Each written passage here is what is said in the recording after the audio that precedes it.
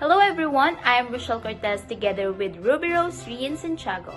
And today we are going to discuss and explore the UNESCO World Heritage Site in Alhambra, Spain.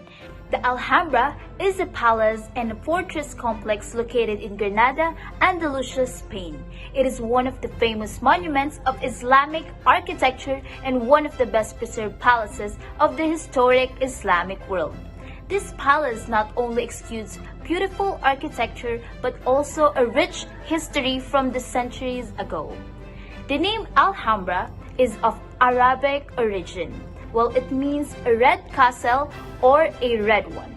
It got its name from the red soil in the area it was built.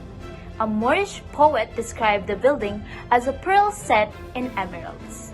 Now let us move on to the history of the Alhambra. The history of the Alhambra is linked to the geographical location where it is located in Granada. So on a rocky hill of difficult access, on the banks of the River Darro that is protected by the mountains and surrounded by forests, among the oldest districts of the city, the Alhambra rises like an imposing castle of reddish stones in its walls. It is designed as a military zone at the beginning.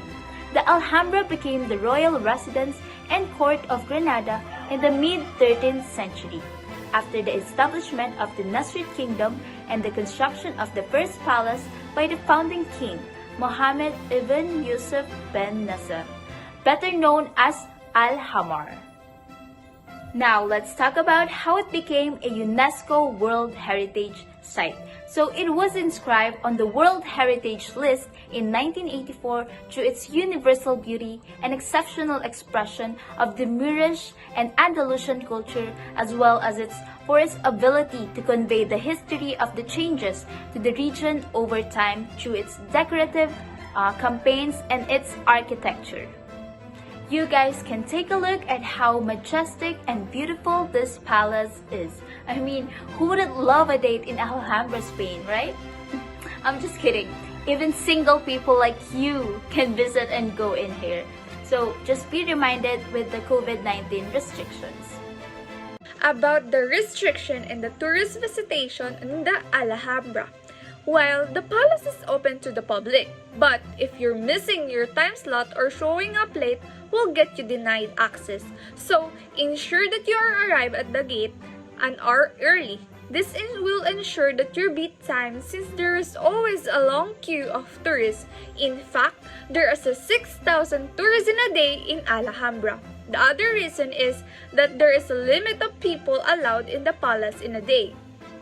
Only 300 people allowed in the palace in 30 minutes.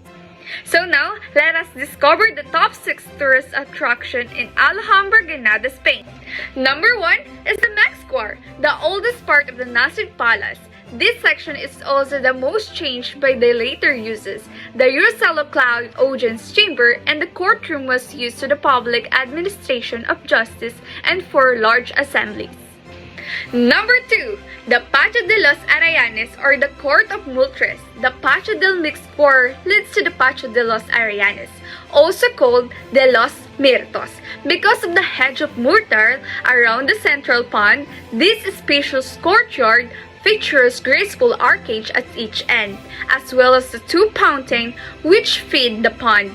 Most of the inscriptions around the patio are phrases to God.